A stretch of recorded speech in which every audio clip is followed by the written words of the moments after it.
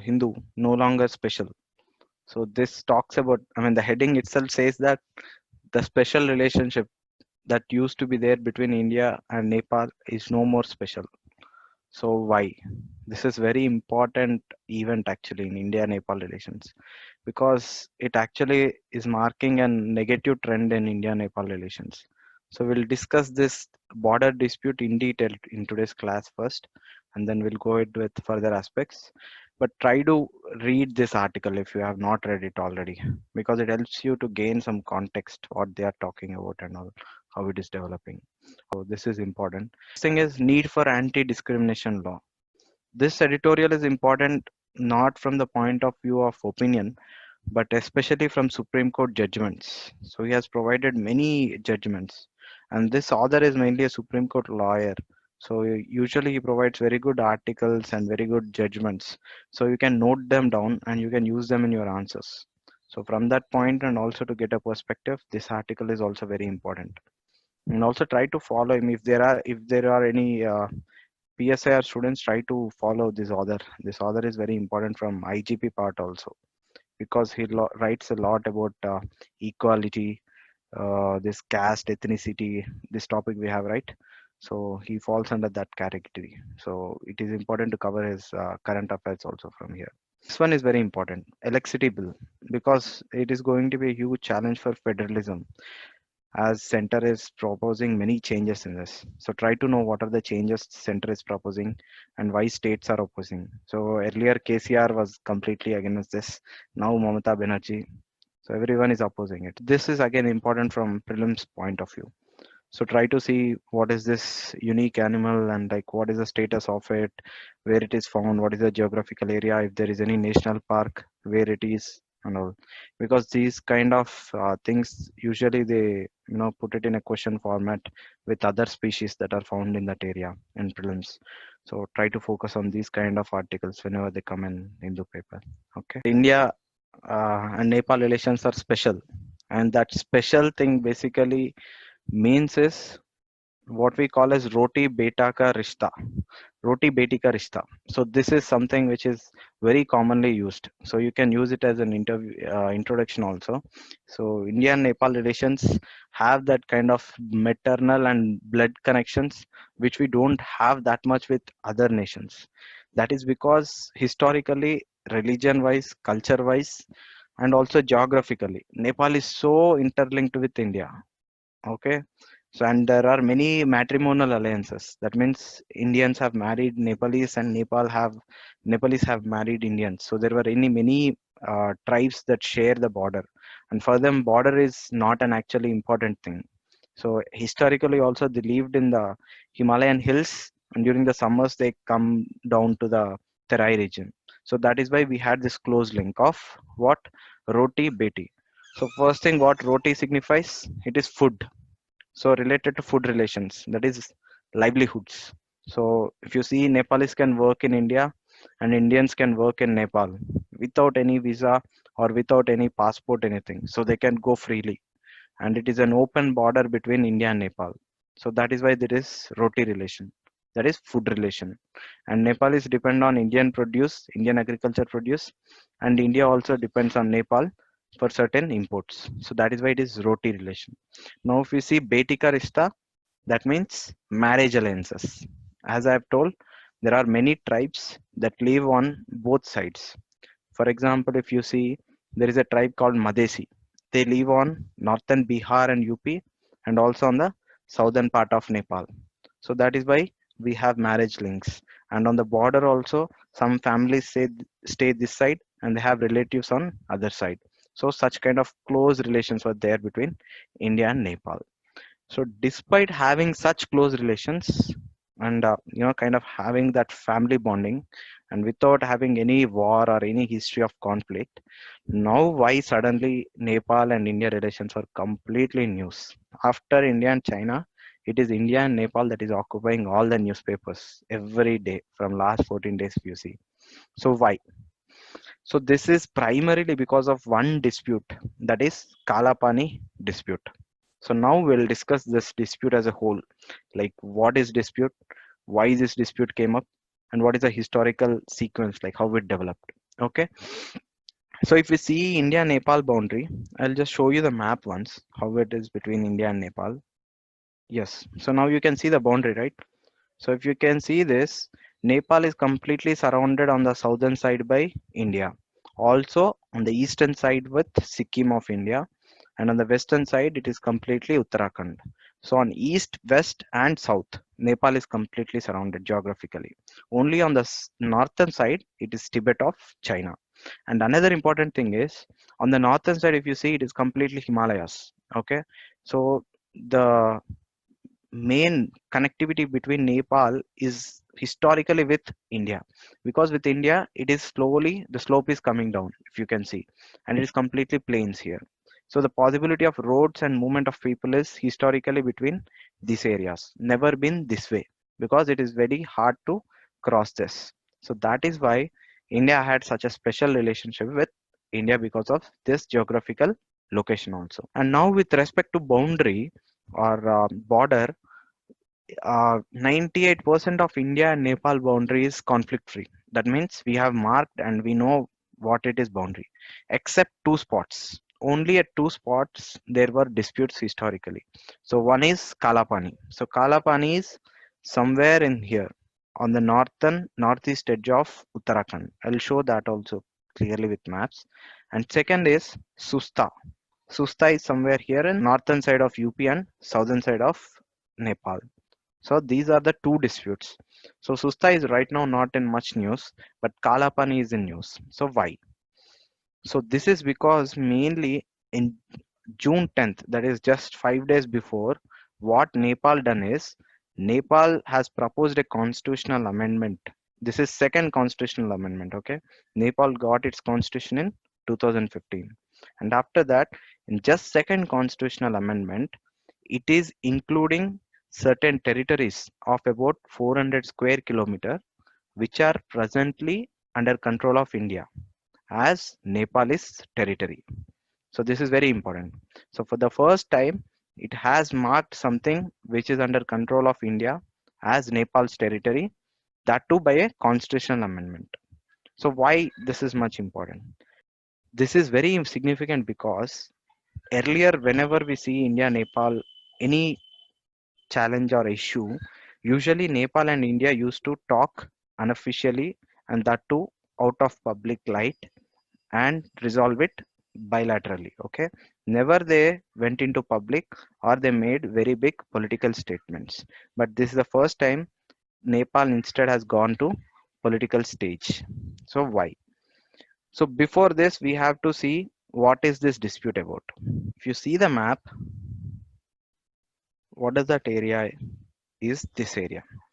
So this is earlier map, okay? This is the original version. If you see Nepal, even in the Google Maps also, right now you see the original version. So if you see here, this is the original version, okay? So this is original version of Nepal.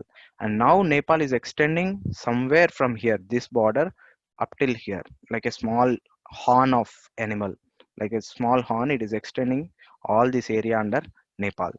So based on how and what area it is expanding it, that also we will see. Okay, I'll just show you with the map so that it will be very clear which area and all. So if you see here, this part is Lipulek Pass, and Lipulek Pass is very important for India to actually connect to China. And also you can see here, this is Lake Manas Sarovar. You can see a blue color lake, right? So this is Manas Sarovar, and this Manas Sarovar is very important religiously for Indians, especially Hindus and Buddhists. So every year, historically, many people from India go to Lake Manas Sarovar as a pilgrimage. So usually there are two routes. One, either from Delhi and then you go to Uttarakhand, and from this pass you go to Manas Sarovar and come back, or you go to Sikkim and then from Nathula you go to Nepal and then to here. So you can see how long it will be if we are to go from Sikkim. And then third way is through Nepal, that is go to Kathmandu and then from there enter China and then again come back to Manas Sarovar. So only the route through Lipulek is very easy for India. So that is why this Lipulek pass is very important. But what Nepal says is, Nepal says that this entire area of Lipulek and surrounding Kalapani and up to here. This is Limpayadura. So there are three places. Okay, what are those three? Lipu Lake, Kalapani, and Limpayadura. Okay, you don't need to remember that. So just see that there are three places. So it is marking all these three places under its territory. So on what basis it is marking? So that we can understand from here. Okay.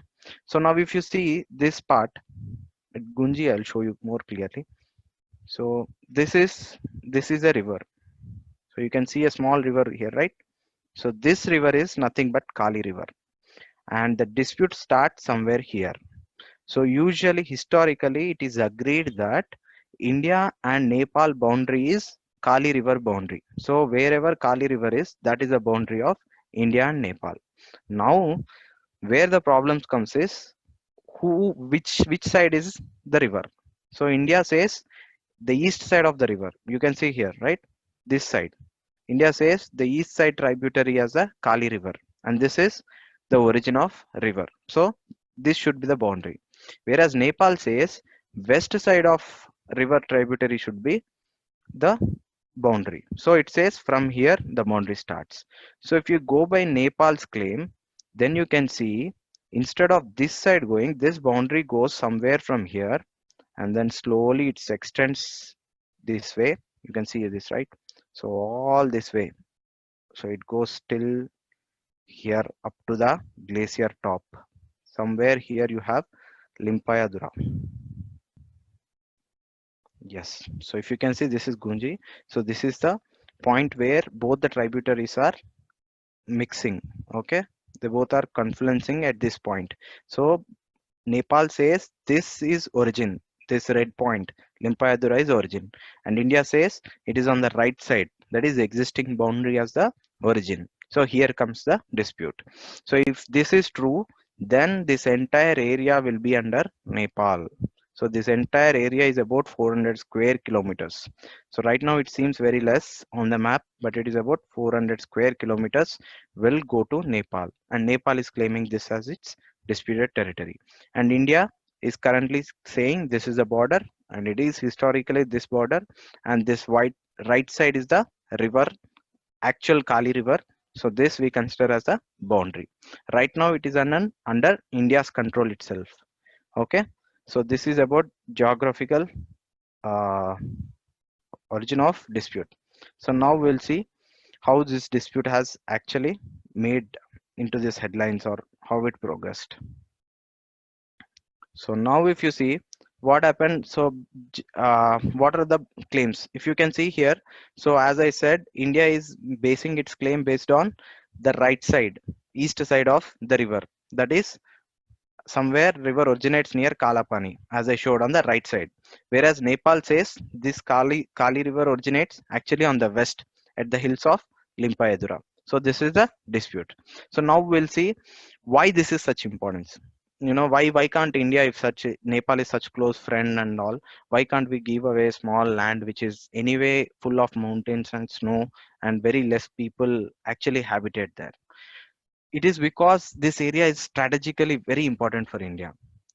So what are the reasons? If you see, as I said, this is religiously also very important for us, because this is the route for Kailas Manas Sarovar Yatra, which is sensitive for both Buddhists and Hindus. And second thing, it is also Lipulek passes major trade route historically between Tibet and Uttarakhand or North India. So that is will be useful even in now and future also as a trade route. And third thing, from the strategic aspect, it is very important as it is very close to Delhi. So that pass is very close to Delhi. So if you don't have that pass under your control and under your protection, tomorrow if there is any war, then that pass can be used actually for China to enter into the mainland of India. So that is why strategically also it is very important for India, because Himalayas usually protect us from northern invasions. It is only passes that allow the entry. If you see similarly, in 1962 there was a pass called Sela Pass in Arunachal Pradesh that was basically used for by China to enter. So similarly tomorrow We don't want such weak spots. So that is why we try to control those passes. So that is why having Lipulake under Indian control is very important. So this is the importance of this region. Apart from that, no country wants to lose a 400 square kilometer area of its own territory. So that is why importance of this region. Now we'll see how this came into play. What is the historical process? Now you see in the newspapers always mentioning Treaty of Sagoli. Okay, and this Treaty of Sagoli also will be covered for you under modern history. So if you see modern history under British India, there was an Anglo-Nepalese war.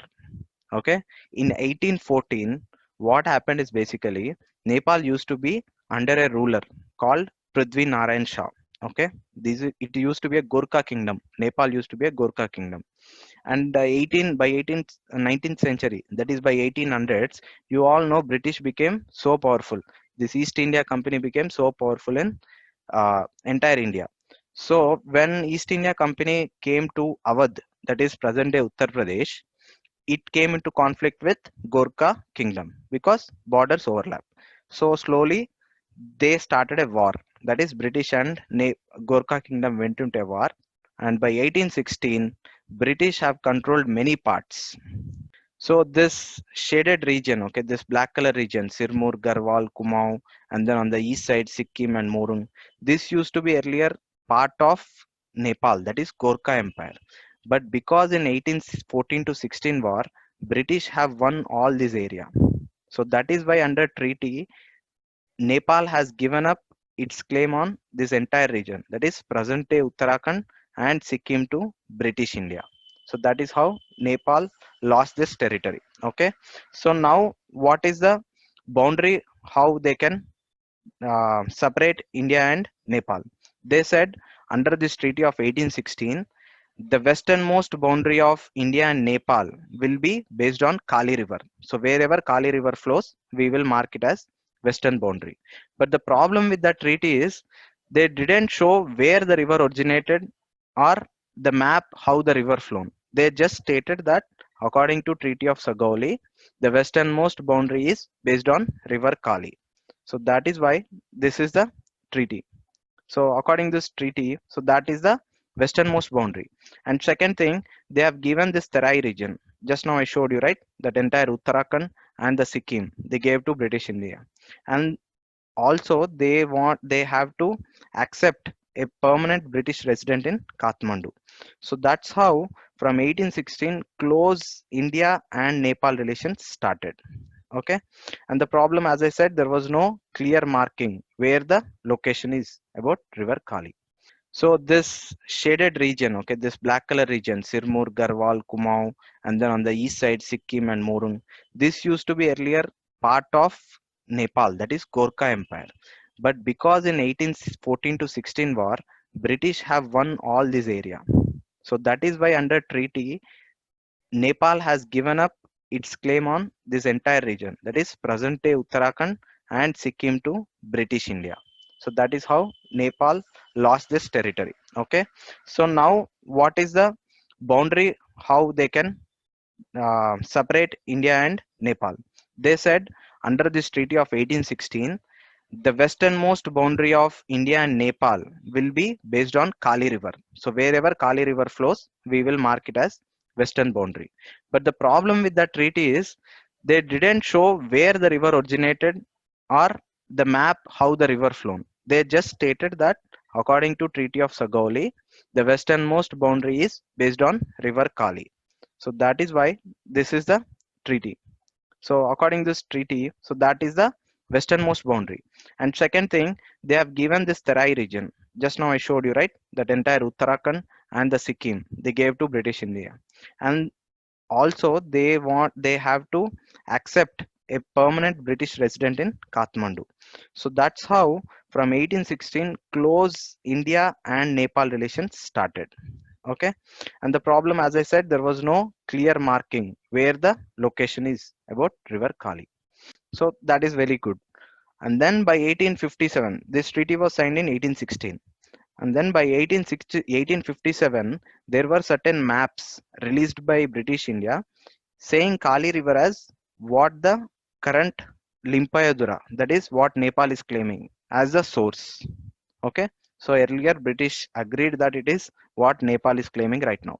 So till 1857, but after 1857, British started surveying that area. Okay, British started going to all those mountains, and then they started drawing new maps showing east side as the source of river. So from 1879 or 1857, you can see the new maps of British India marking the Kali River as east side. So 1879 is a clear map. So that is why if you see the present claims, Nepal points to 1857 map, saying that west side as the boundary that British agreed. India says no, British actually done a survey and finally made a map in 1879, which is final map, and the east side is the boundary. So that's how 1857 and 1879 maps are important from present point. They are pointing to these maps. And then after 1879, as British was anyway powerful, there was no dispute and nothing much talked. And then you all know in 1962, there was a war between India and China. That is India-China War of 1962. During that war and after the war, there was huge suspicion from India and Nepal that China will occupy Nepal or enter into Nepal, because you all know that China already occupied Tibet. So next fear is for Nepal and India. So India and Nepal came into an agreement that India will establish its border posts or its military along the Nepalese border, Nepalese and Chinese border. So from 1960 till 1969, India has its military in all the border posts of Nepal. But as the tensions decreased after the war, in 1969, Nepal asked India to remove all its troops. So India removed all the troops except Kalapani, that is Lipulek one, Lipulek and Kalapani border post. So that means Nepal also understood and agreed that Kalapani is something under Indian control. Because if you see, from all other border posts, India removed its forces, but not from Lipulek. Why? Because both agreed that Lipulek was part of India. So that is one claim of 1960 to 69. And then finally, this disputes got its origin or came into news or in the political aspect in 1998. So why in 1998? For the first time, Kalapani was claimed by Nepal, which was it was silent till 98, and suddenly it started protesting from 98. So why? The main reason, first reason was there was a project proposed by India and Nepal called Mahakali Hydro Project. Mahakali Multipurpose Hydro Project was proposed, and that project is proposed to be constructed on this Kali River. So at that time, the dispute started that India claimed this Kali River as a border, that is eastern side of the Kali River. Nepal said, no, no, historically, we said it is west side, it is not the east side, but you are saying this project is based on this east side river. So they started protesting. In 98, they protested, but it was not that serious, so nobody seriously tried to resolve it. And then by 2008 or 1980, they have established a boundary commission. Okay, they want to now clearly demarcate the boundary. They want to clear the boundary line between India and Nepal. And finally, this commission till 2008 it worked and solved the 98% boundary. That means entire in between India and Nepal, 98% of the boundary was resolved, except only two spots. That is, one is Kalapani, second is Susta. Only in these two areas, India and Nepal did not agree on the borderline. So that is 2008. So after 98, then we had an opportunity in 2008 to resolve this issue, but we did not sign that border. We did not resolve that issue. So it was pending. And then finally in 2015, again this issue came up. Why? This time, India and China signed an agreement saying we'll conduct trade through different passes. Okay, and one of these passes is Lipulek Pass. So India and China agreed that they will conduct trade through Lipulek Pass. So that means what it means internationally, India and China agreeing that Lipulek was part of India and that is being used to do the trade between India and China. So immediately Nepal protested. Nepal condemned and said, why are you doing this? Lip Lake is actually part of Nepal, and without considering Nepal, India and China both are actually violating its territory. So that's what Nepal started in 2015. And this became even huge issue in November 2019. Why? So if you all know what we did in August 2019, we diluted Article 370 and we made Jammu and Kashmir state into two union territories. That is Jammu and Kashmir and Ladakh Union Territory, right? So once we did that, in November we published a map.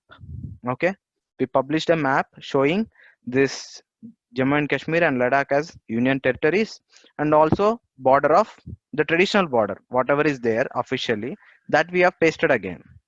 Then Nepal again started opposing, because once you publish a map, that means you are officially saying this is under our control. So Nepal saying that without having any negotiation, how India can mark this Kalapani disputed territory as its own by releasing a map. So in November 2019, they started a protest, and it went on for some months, and slowly it got diluted. Okay, so we didn't worry much. But now on May 8th, you all know that on May 8th, Rajnath Singh, our defense minister, has actually opened a road, that is from Uttarakhand Drachula to Lip Lake. So he opened a new road of 80 kilometers.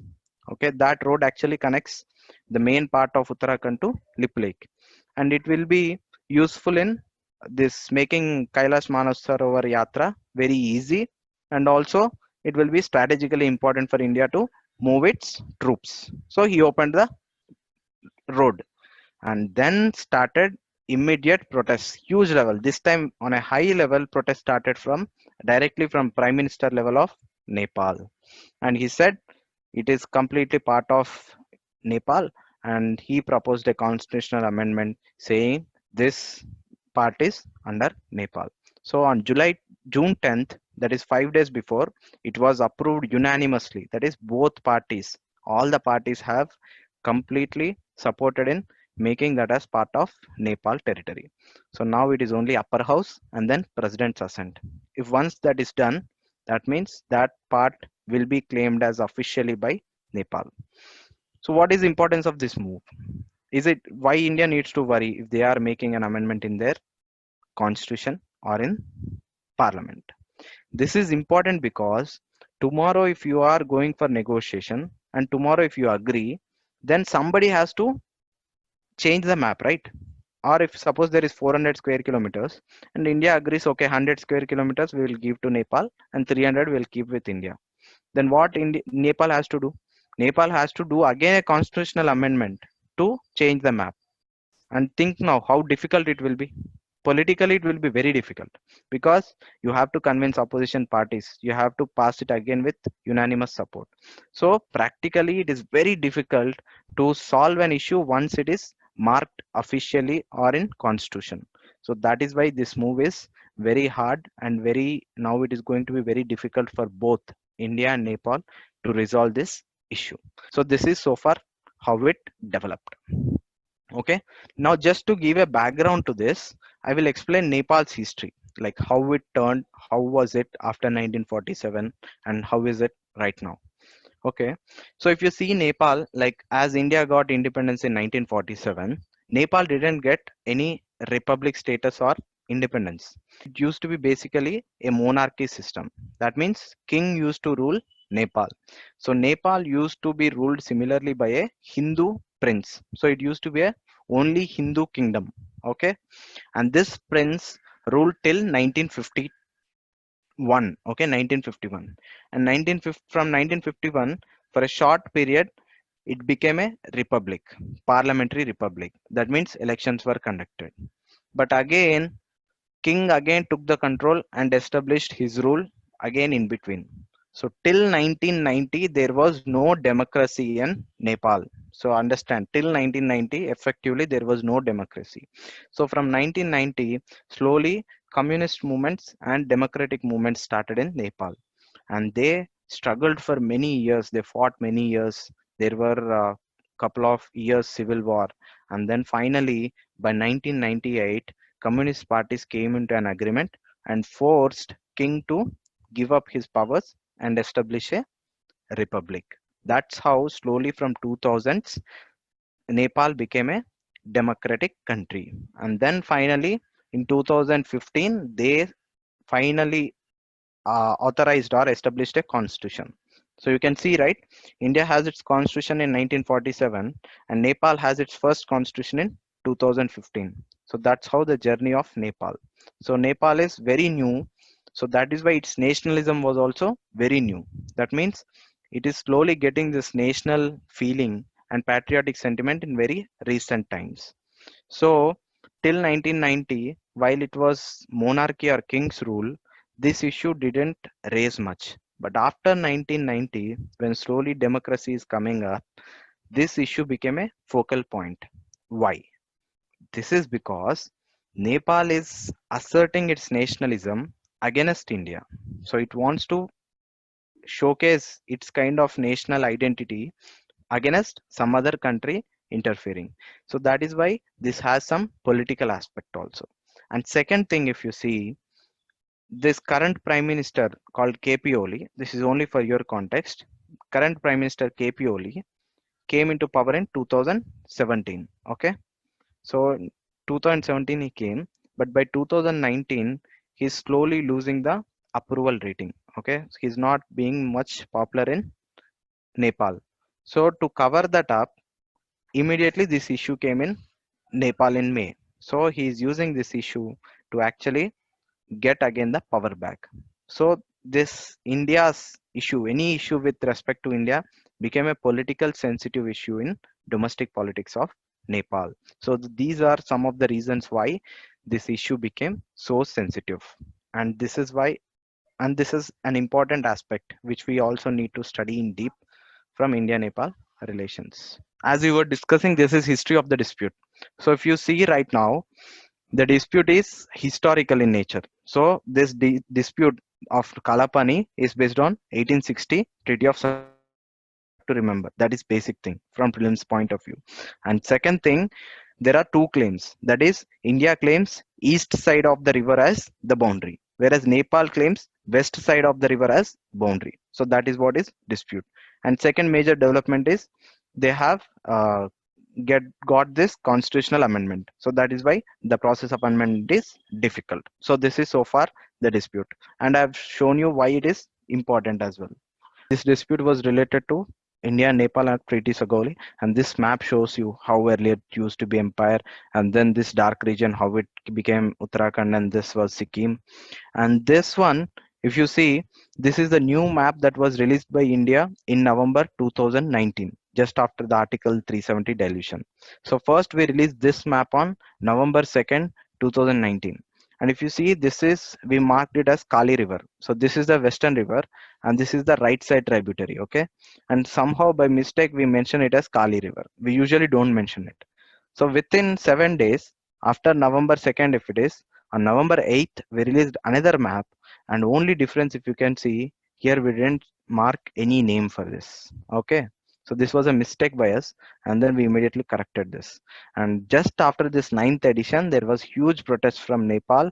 Why you have removed this name? Because this is actually Kali River, and if it is named as Kali, that means this should be the boundary of India. So that's how it started from after ninth edition release of Indian map. And this is latest map. Like you can see this horn like structure. This structure is new map they have added to Nepal. So if you see, the down one is the actual map, original map, and this is now the newest version. So if it is marked as the western part, this blue line is tributary or river. If this is taken as the reference, then this part becomes Nepal's territory. So that is a problem right now. And the next part, if you see, this is Susta.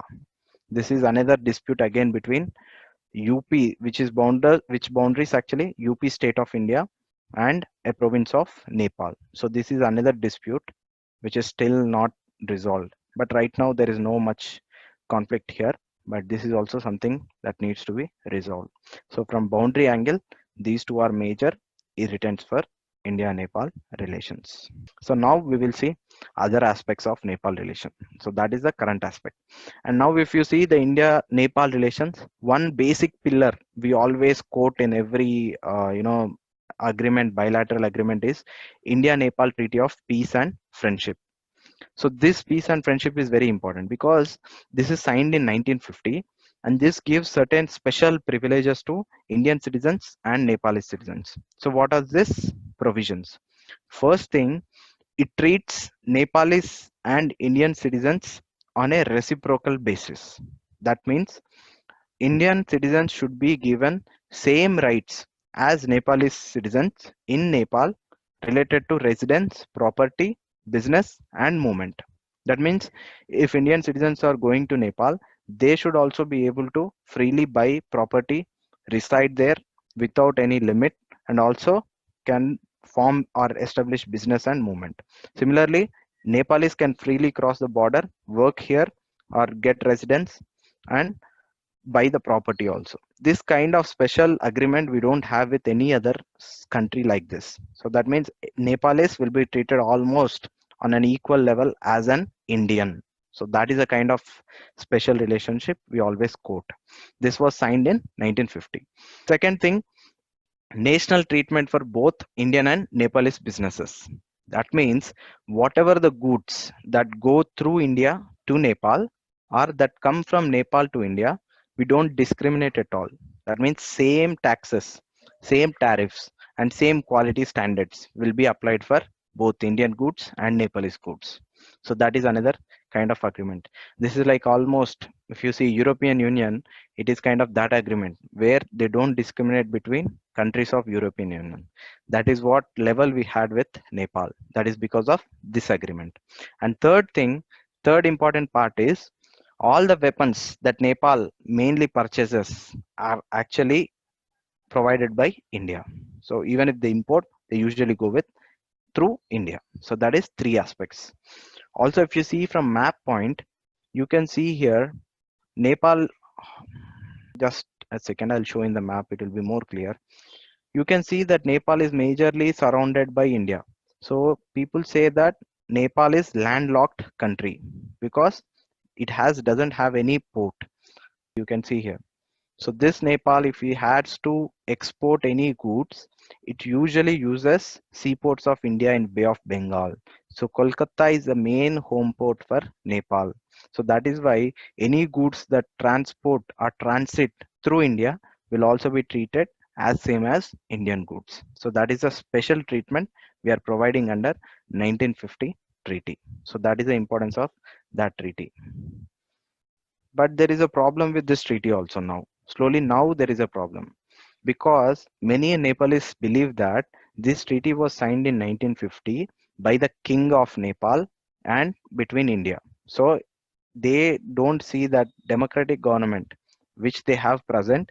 They want a new treaty that should be negotiated by India and Nepal. That is one thing because they see it is monarchy that gave huge leverages or huge positives to India, and they have it in a negative side. Second thing, they believe it is actually this treaty kind of open border. That means there is no border. So this is helping India more than Nepal. That means all the Indians are coming and investing in Nepal and getting wealth generated from Nepal, but it is not true on ground, but this is what they are having a perception. And third thing, they also see that if this goes in this way, then very soon, because India is very big country, right? So India has certain strengths in manufacturing and all. So because of open border and no taxes, India can actually export everything and import very less. So this will be a disadvantage to India. Sorry, disadvantage to Nepal. So that is why Nepalese people or Nepal mainly wants to revise this treaty. So right now the negotiations are going on from right around 2014 they have started to revise this treaty according to the latest terms. So that is something which is in negotiation. But this is somewhat the bedrock of our relations. Whatever we call a special, that is because of this treaty. So that is this peace and friendship treaty. Now, if you come to economic aspect, what are the relations? If you see the bilateral trade between India and Nepal, it is almost about 8 billion. So 8 billion is very huge. And around 60 to 70% of whatever Nepal does trade with the world, that 80% of the trade is with India. That I've shown you geographically why it happens. Because Nepal can't export or import apart from India to any other country. Because you have seen on the east side, west side, on southern side, it is India. And on the northern side, it is anyway Himalayas. So it is very difficult. So that is why we had this very good economic relations. In that 8 billion also, 7 billion, 7.7 billion is about exports from India, and imports from Nepal is only 446 million. That means we have a trade surplus. So that is also an advantage of India. This advantage is not because India is exporting more, but it is because Nepal has to export or import everything through India. For example, if it has to import petroleum products, who has to provide it? India. If it has sea access, then it would not have imported from India. So because of this geographical reason, economic trade is very big. And the second important factor is even the foreign investments, like whoever the private parties come and invest, even in that FDI also, India is the largest investor. Like 80% of it is from India. And apart from this trade, if you see from geographic position, I told generally people call Nepal as India locked country, not land locked country. It is India locked country because every side is India. So that is why India takes special provision to provide it seaport access. So earlier Kolkata used to provide that access. Now we have provided another port, second port, Vishakhapatnam, also as an home port for Nepal. So what is this home port? Home port means Nepal treats Kolkata as its own home port or its own port. So whenever a container gets loaded or downloaded from a ship in Kolkata, it will be straight away put on trucks and then moved to Nepal without any customs or any kind of inspection. So that is kind of sea trade we are providing to Nepal. So that is about economic aspect. And you can see like our power sector, hydropowers, finance, even till very recently, Indian rupee was accepted in Nepal. So that is a kind of close linkages which we had in economic kind of aspect. So this is economic aspect of relation. And after economy or even before economy, the defense part is very important. Why? If you see the defense part, like even now we have the Gorkha regiments in Indian Army. And these Gorkha regiments are nothing but Gorkha people of Nepal. So we recruit Indian Army soldiers even from Nepal. Even today, there are 8 regiments in India. That means very huge chunk of Indian Army are actually recruited from Nepal. So that is a kind of close relations which we have with Nepal. Historically, it is not now. This practice was started in right from British India. And you all know that Gorkha soldiers are majorly considered as very fierce warriors from right now from World War and World War II. So that is why we also continued that tradition, and they are also known for their honesty and loyalty. So that is why even now, even though they are part of Nepal, they are recruited and work for Indian Army. So that is what is important. And next thing, there is unique provision of honoring Indian Army chief as also General of Nepal Army, and Army Chief of Nepal as General of Indian Army. So we give that honorary position. With no other country we have such kind of cooperation. That means entire defense is closely interlinked. Okay. And third thing, if you see the entire Nepal army, whatever the remaining army of Nepal is there, it is trained and also provided military equipment by India. So that is the closest level. And every year we also do these exercises called Surya Kiran alternatively, once in India and once in Nepal. So this is kind of highest level of linkages that we have with Nepal in defense side. And while we have all this, unfortunately there was a comment, if you see in recent past, our Indian chief Narwane has recently made a statement that this Nepal, why Nepal is raising this Kalapani issue is mainly because on behest of a third power, that is China. So army chief, like Indian army chief, said that Nepal is raising this issue because on promotion or on encouragement by a third power like China.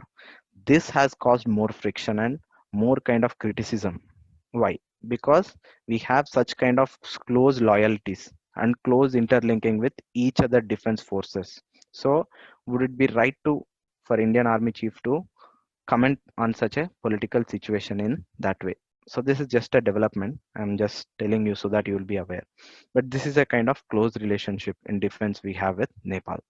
And the other important aspect of the defense is, as I said, it is Roti and Beti relationship. That Beti is nothing but people to people and cultural relations. So in cultural relations, it is very important. Why? Because if you see historically, there were very close religious and cultural connections.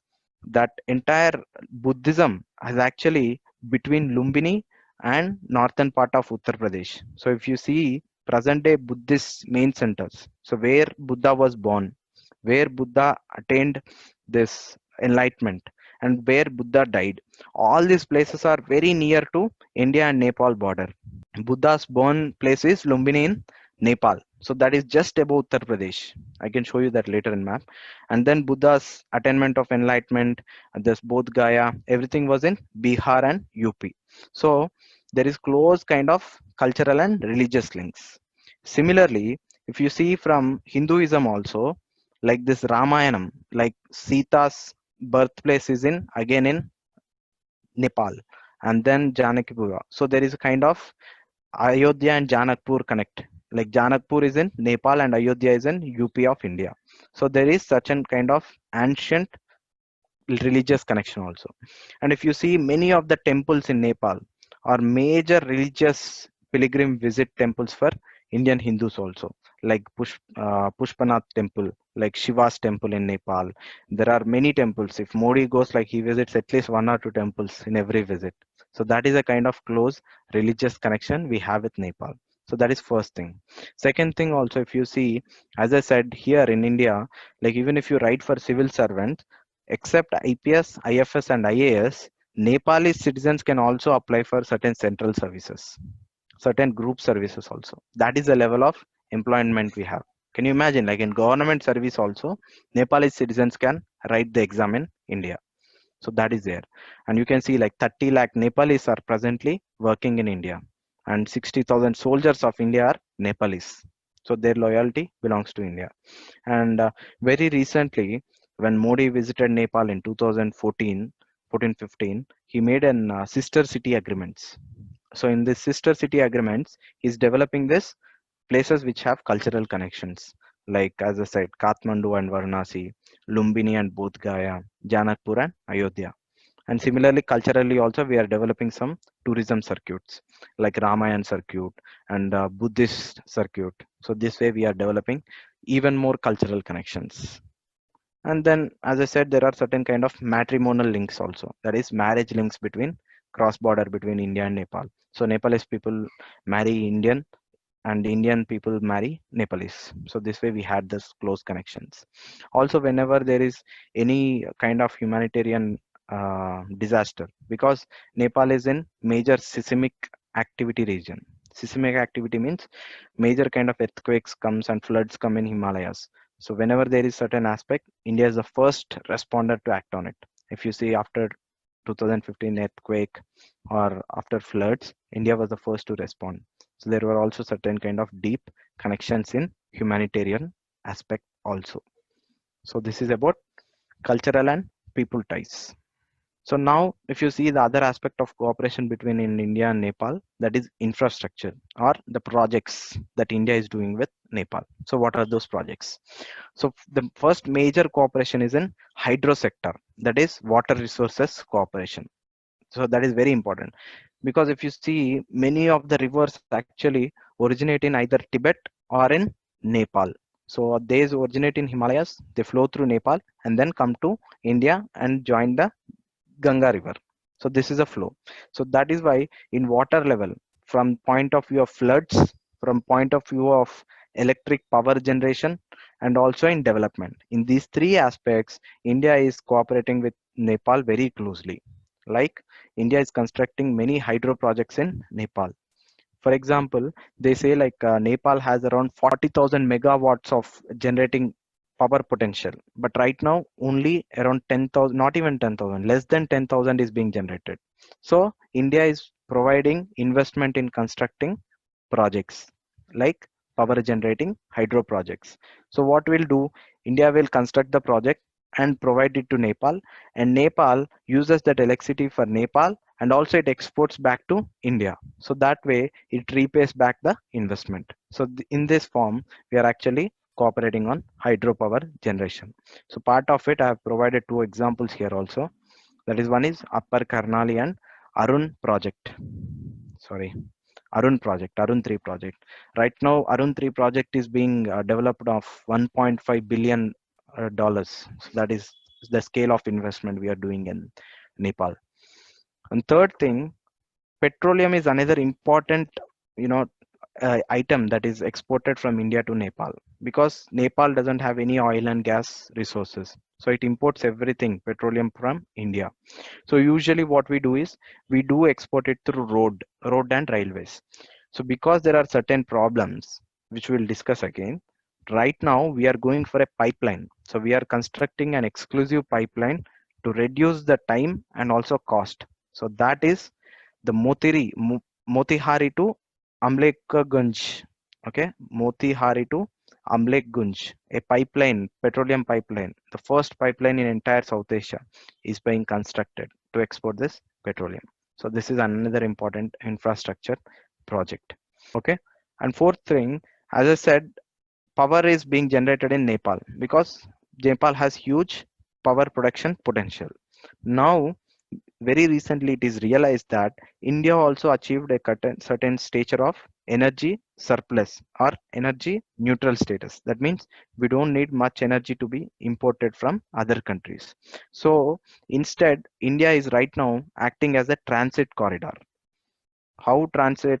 Like Nepal can sell to Bangladesh electricity through India. So Nepal will supply to India, and India will supply back to Bangladesh. So this way, a energy grid is being agreed between India, Nepal, and South Asian countries. So this is another infrastructure cooperation that is currently running. Okay, and finally, apart from petroleum, power, and as I said, energy, the other important area where we are focusing is railway and road infrastructure. So in railway, we are building a direct railway line, broad gauge line, from Roxal of Bihar to Kathmandu. So this way we are more integrating India to Nepal, and we are developing or working on connectivity. So this way we are more closely linking India and Nepal in economic and trade aspect. So I'll show you the map here. So if you see, this is Raxaul, okay, of Bihar, and this is Kathmandu. So this way we are directly linking, apart from road, we're linking it with railways. And this is very important because now China is also trying to link Lhasa of Tibet to Kathmandu. So that is why we are fast tracking to construct railway lines from India to Nepal as well. So this is about infrastructure cooperation. Okay. So right now we have completed till here. So very quickly, I'll just summarize this in Telugu, and then we'll move with other parts of the relation. Yeah. So ఇంతకుముందు చెప్పినట్టు మనం first of all border dispute చూసాం. So border disputes లో మీకు చెప్పాను 2 disputes ఉన్నాయి. ఒకటి Kalapani dispute, రెండోది సుస్తా డిస్ప్యూట్. సుస్తా డిస్ప్యూట్ వచ్చేసి మనకు మేజర్ గా ఇక్కడ ఉంది. ఎక్కడ? మన యూపీకి నేపాల్ కి బార్డర్ లో సుస్తా డిస్ప్యూట్. ప్రస్తుతానికి ఇది అంత టెన్షన్ లో లేదు, కానీ as of no major highlight అయ్యేది కాలాపాని డిస్ప్యూట్. అది ఈ ట్రయాంగిల్ ఏరియాలో ఉంది. సో దాన్ని ఎందుకు ఈ డిస్ప్యూట్ వస్తుంది అంటే, అది మేజర్ గా ఒక కాన్ఫ్లుయెన్స్ ఆఫ్ రివర్స్ వల్ల. అదేంటి? ఒక 1860 అగ్రిమెంట్, 1816 అనే సౌగాలి ట్రీటీ ఆఫ్ సౌగాలి ప్రకారం బార్డర్ ఏదైతుందో ఇండియాకి నేపాల్కి వెస్టర్న్ బార్డర్, అది ఏ బేసిస్ మీద అగ్రి అయ్యారంటే కాళీ రివర్ బేసిస్ మీద అగ్రి అయ్యారు. కానీ ఆ ఒరిజిన్స్ ఆఫ్ కాళీ రివర్ ఎక్కడ ఉంటుంది అనేది ఎవరు క్లియర్ గా ఒక అగ్రిమెంట్ కి రాలేదు. So India interprets east side of Kali river or east side as Kali river. So marks the present boundary. ఇది original version. Whereas Nepal treats west side, అంటే వెస్ట్ సైడ్ లో ఉన్నదాన్ని ఆ నేపాల్ కాళీ రివర్ గా భావిస్తుంది. సో అందుకని ఈ వెస్ట్ సైడ్ బౌండరీ అగ్రిమెంట్ చేసుకుంది. సో స్లోగా ఈ ఇష్యూ డిస్ప్యూటెడ్ బౌండరీ లాగా అయిందనమాట. ఇది ప్రస్తుతానికి ఉన్న కాలాపాని డిస్ప్యూట్. సో దీంట్లో మెయిన్ గా 3 ఏరియాస్ ఫామ్ అవుతాయి. ఏంటి? కాలాపాని ఇక్కడ మధ్యలో చూస్తే మీరు ఈ ట్రయాంగిల్ దగ్గర రైట్ సైడ్ లో లిప్లేక్ పాస్, అండ్ 4వది లింపియాదురా. సో ఈ 3 ప్లేసెస్ డిస్ప్యూట్ లో ఉన్నాయి ఈ ట్రయాంగిల్ ఏరియా 400 స్క్వేర్ కిలోమీటర్స్. ఇందులో లిపులేక్ అనేది చాలా ఇంపార్టెంట్ ఇండియాకి. ఒకటి రిలీజియస్, ఎందుకు? కైలాష్ మానస్ సరోవర్ యాత్ర ప్రకారంగా, ట్రేడ్ కి, ఆ తర్వాత స్ట్రాటజిక్ గా కూడా పాస్ కాబట్టి ఇది ఇండియా కంట్రోల్లో ఉండడం ఇండియాకి చాలా ఇంపార్టెంట్. అందుకని ఈ ఇష్యూ చాలా సెన్సిటివ్ అండ్ చాలా స్ట్రాటజిక్ గా important. So this is about dispute so far. Now will see relations. And మనం ఇండియా నేపాల్ రిలేషన్స్ చూస్తే మనం ఫ్రీక్వెంట్ హైలైట్ చేసేది ఒక ట్రీటీ. అదేంటి అంటే India Nepal treaty of peace and friendship. So ఈ ట్రీటీ అనేది 1950లో సైన్ చేసినాం మనం. ఈ ట్రీటీ అంటే బేసిక్ ఏంటంటే బ్రిటిష్ ఇండియాకి ఆ తర్వాత నేపాల్కి ఎలాంటి రిలేషన్స్ ఉన్నాయో దాన్ని ఇండిపెండెన్స్ తర్వాత కూడా ఇండియా కంటిన్యూ చేస్తుంది అనమాట. అంటే సో క్లోజ్ రిలేషన్స్ ఉంటాయి. ఆ క్లోజ్ రిలేషన్స్ లో భాగంగా 3 ఆస్పెక్ట్స్ ఏంటి అంటే, ఒకటి నేపాలీస్ పీపుల్ అందరు ఇండియాకి వచ్చి పనిచేసుకోవచ్చు, ఇండియా పీపుల్ అందరు నేపాల్కి వెళ్ళి పనిచేసుకోవచ్చు without any visa passport. So open border. రెండోది, ఇండియన్స్కి ఎలాంటి ట్రీట్మెంట్ అయితే ఇస్తామో అట్లీస్ట్ ఎంప్లాయ్మెంట్లో, ప్రాపర్టీ కొనుక్కోవడంలో, తర్వాత నివాసంలో, ఇదే ట్రీట్మెంట్ ఇండియన్స్ కి నేపాలీస్ ఇవ్వాలి, నేపాలీస్ కి ఇండియన్స్ ఇవ్వాలి. సో ఇది second part of agreement. And థర్డ్ది, ఏ గూడ్స్ అయినా కానీ నేపాల్ ఇండియాకి వచ్చినా, ఇండియా నేపాల్కి వెళ్ళినా, నేపాల్ గూడ్స్ ని ఎలా చూస్తుందో నేపాల్ ఇండియా గూడ్స్ కూడా అలా చూడాలి. అండ్ ఇండియా కూడా ఇండియన్ గూడ్స్ ని ఎలా అయితే సేమ్ ట్యాక్సెస్ పెడతాయో సేమ్ ట్యాక్సెస్ ఉండాలి నేపాలీస్ గూడ్స్ కి. ఎక్కువ ఉండదు, తక్కువ ఉండదు. That means we are treating Nepalese goods as Indian goods. Nepalese goods ని ఇండియన్ గూడ్స్ లాగా సమానంగా ట్రీట్మెంట్ ఇవ్వాలి. అండ్ మూడోది, ఏమైతే డిఫెన్స్ వెపన్స్ ఉన్నాయో అవన్నీ ఇండియానే నేపాల్ కి సప్లై చేస్తుంది. సో అందుకని ఈ 3 ఆస్పెక్ట్స్ వల్ల ఎకనామిక్ గా, తర్వాత డిఫెన్స్ గా ఇండియా నేపాల్ అనేది 1950 నుండి చాలా క్లోజ్ గా ఉంది రిలేషన్షిప్. అంటిల్ అన్లెస్ ఈ రీసెంట్ గా డిస్ప్యూట్స్ వల్ల తప్ప almost very close to India. అంటే భూటాన్ తర్వాత ఇండియాకి Nepal second closest neighbour and friend అనమాట. So next thing, economic aspect. ఇంతకుముందు మీకు చెప్పినట్టు నేపాల్ చూస్తే west side Uttarakhand, east side Sikkim, southern side Uttar Pradesh and Bihar. So every side ఇండియానే బౌండరీ. అండ్ నార్థన్ సైడ్ ఎట్లాగో నేపాల్ కి హిమాలయాస్. సో అందుకని ట్రెడిషనల్ గా ట్రేడ్ చూస్తే మనం ఎక్కువ ఇండియాతోనే జరిగేది. సో అందుకని మనం ఫిగర్స్ చూస్తే అబౌట్ 8.2 బిలియన్ ట్రేడ్ జరుగుతుంది ఇండియాకి నేపాల్లో. అందులో 90% ఇండియా ఎక్స్పోర్ట్ చేసేదే ఉంటుంది. ఒక 10% మాత్రమే నేపాల్ ఇంపోర్ట్ చేసేది ఉంటుంది. అండ్ ఈ ట్రేడ్ కూడా వరల్డ్ తో అంతట్లో చేస్తే 100% వరల్డ్ తో చేస్తే అందులో 70% ఇండియాదే ట్రేడ్. అంత క్లోజ్ ఎకనామిక్ టైస్ కూడా ఉన్నాయన్నమాట. అదే కాకుండా మన Indian companies foreign direct investment మూలంగా అబౌట్ 80% ఇన్వెస్ట్మెంట్ నేపాల్లో జరిగేది ఇండియా త్రూవే. సో అందుకని ఎకనామిక్ ఆస్పెక్ట్ లో కూడా ఇండియా నేపాల్ రిలేషన్ అనేది చాలా important. Next after economic and this peace and friendship treaty, next thing is defence. Defence లో మీకు ఇంతకు ముందు చెప్పినట్టు మన ఇండియన్ ఆర్మీలో ఇప్పటికి కూడా 60,000 to 70,000 గోర్ఖా రెజిమెంట్స్ ఉన్నాయి, గోర్ఖా సోల్జర్స్ ఉన్నారు. వాళ్ళందరూ Gorkhas nothing but Nepalis. So Nepalis ని మనం ఇండియన్ ఆర్మీలో రిక్రూట్ చేసుకుంటున్నాం. సో అట్లాంటి క్లోజ్ రిలేషన్స్ ఉన్నాయి. అవే కాకుండా ఇండియన్ ఆర్మీ చీఫ్ ని నేపాలీస్ జనరల్ గా, నేపాలస్ ఆర్మీ చీఫ్ ని ఇండియన్ జనరల్ గా మనం ట్రీట్ చేస్తాం అనమాట. వాళ్ళకి ర్యాంక్ పొజిషన్ ఇస్తాం, సూర్యకిరణ్ అనే మిలిటరీ ఎక్సర్సైజ్ చేస్తాం. సో ఇట్లాంటి క్లోజ్ రిలేషన్షిప్ ఉంది ఇండియాకి నేపాల్కి. ఇవి కాకుండా ఇంతకుముందు చెప్పినప్పుడు రోటీ, ఆ తర్వాత బేటీ రిలేషన్షిప్ అని చెప్పిన, అంటే ఆ పీపుల్ టు పీపుల్ క్లోజ్నెస్ అనేది ఎక్కువ ఉంది నేపాల్తో. అది ఏ విధంగా ఉంది? అది ఫస్ట్ థింగ్ చూస్తే మనం కల్చరల్ గా, తర్వాత రిలీజియస్ గా ఎక్కువ ఉంది. సో రిలీజియస్ అండ్ కల్చరల్ లో మనకు మేజర్ కామన్ ట్రెండ్స్ బుద్ధిజం ఒకటి, హిందూయిజం ఒకటి. బుద్ధిజంలో మీకు చూస్తే బుద్ధిస్ట్ పుట్టిన ప్లేస్, బుద్ధ ఎన్లైటన్ అయిన ప్లేస్, చనిపోయిన ప్లేస్ అన్ని ఈ బార్డర్ లోనే ఉంటాయి. అది ఆ తర్వాత హిందూయిజంలో రామాయణం కానీ, తర్వాత హిందూ టెంపుల్స్ కానీ, ఇలాంటివి క్లోజ్ లింకేజెస్ ఉన్నాయి. సో అందుకని ఆ పీపుల్ టు పీపుల్ కనెక్షన్స్ అనేవి వెరీ స్ట్రాంగ్. అవే కాకుండా ఆ బార్డర్ లో ఉన్న ట్రైబ్స్ కూడా చాలా మ్యారేజ్ అలయన్సెస్ ఉన్నాయి. అంటే ఇటు వాళ్ళని అట్లా పెళ్లి చేసుకోవడం, అటు వాళ్ళు ఇటు పెళ్లి చేసుకోవడం, అండ్ ఫ్యామిలీస్ రెండు సైడ్లు ఉండడం, ఓపెన్ బార్డర్ ఉండడం వల్ల ఇంకా క్లోజ్ టైస్ అనేవి ఆల్రెడీ ఉన్నాయి. అవి ఇంకా పెంచుతున్నాం మనం ఈ మధ్యలో రీసెంట్ గా. Like Ramayan circuit bus route కానీ, బుద్ధిస్ట్ సర్క్యూట్ రూట్ కానీ ఇలాంటివి ప్రపోజ్ చేసాం అనమాట. So this is one of the other strongest pillar in India Nepal relations. ఈ మూడు కాకుండా రీసెంట్ గా చూస్తే ఇన్ఫ్రాస్ట్రక్చర్ లో India is investing heavily in Nepal. So ఆ ఇన్ఫ్రాస్ట్రక్చర్ లో కూడా మనం మెయిన్ గా మూడు భాగాలుగా చూడొచ్చు. ఒకటి హైడ్రో పవర్, అది water resources. Second thing railways. Third thing petroleum. So first thing water లో చూస్తే ఈ రివర్స్ ఏవైతే గంగాలో జాయిన్ అవుతున్నాయో అండ్ యూపీలో ఫ్లో అవుతున్నాయో ఆ రివర్స్ అన్ని source Himalayas of Nepal. So అందుకని క్లోజ్ కోఆపరేషన్, మనం అక్కడ ఫ్లడ్స్ కంట్రోల్లో కానీ గ్లేషియల్ మెల్టింగ్ లో కానీ ఇండియా నేపాల్ క్లోజ్ గా కోఆపరేట్ చేస్తాయి. సెకండ్ థింగ్, మనం డ్యామ్స్ కడుతున్నాం నేపాల్లో, so that Nepal can generate electricity and export that electricity to India and consume in Nepal. So అలా క్లోజ్ హైడ్రో పవర్ కోఆపరేషన్ ఉంది. సిమిలర్ గా మనం చూస్తే రైల్వేస్ లో we're building more links with Nepal and India. అందులో ఒక భాగంగా major project Raxaul and Kathmandu railway line. ఆ తర్వాత మనం చూస్తే ఇంతకుముందు చెప్పినట్టు పెట్రోలియంలో కూడా to remove this cost or reduce the cost and time, now ఇప్పుడు కొత్త లైన్ పెడుతున్నాం, కొత్త పెట్రోలియం పైప్ లైన్ కట్టినాం. రీసెంట్గా అది లాంచ్ కూడా చేశారు, from Motihari in Bihar to Amlekhganj in Nepal. So ఇది latest developments in infrastructure cooperation so far in Nepal. This is about India Nepal in these aspects.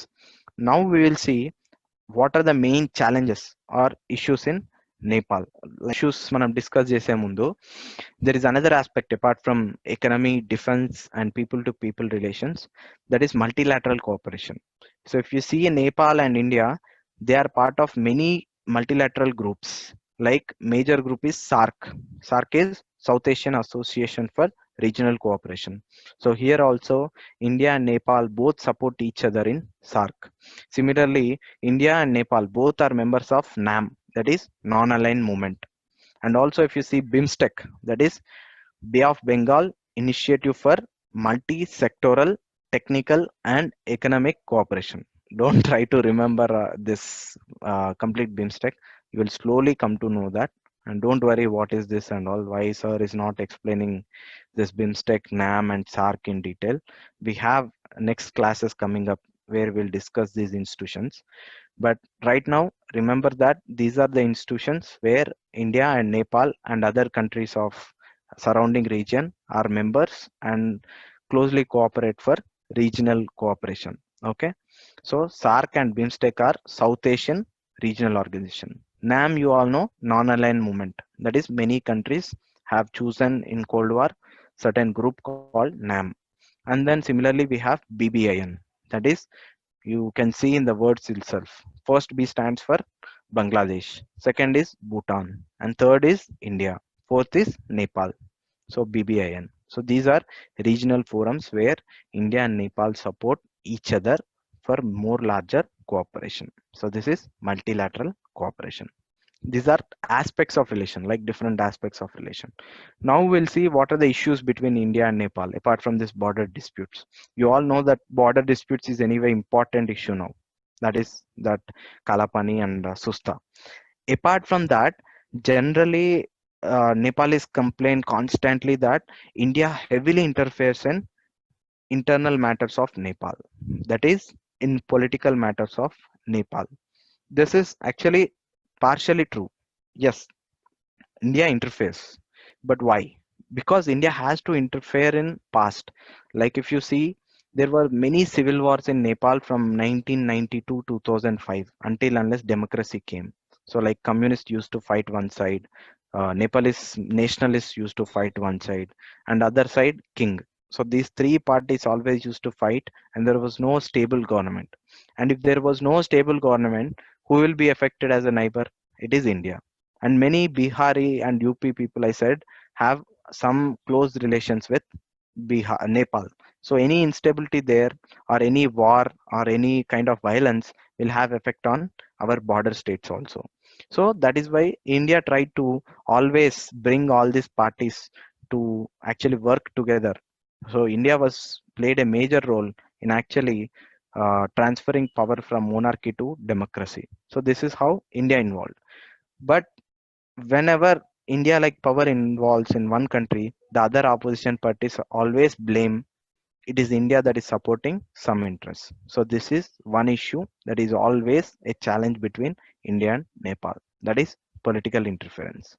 Second thing, In 2015, there was a significant event, and like how right now this Kalapani issue is going on.